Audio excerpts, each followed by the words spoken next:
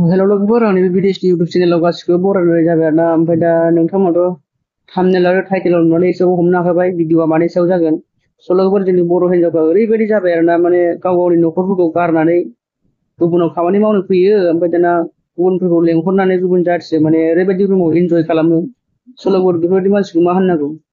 थ' नोंथांमोना भिडिअआव नुगासिनो दंखायो आं भिडिअखौ होदों आरोना ओमफ्राय स' लोगोफोर बिसोरनि भिडिअखौ नायलांदो आरो जाय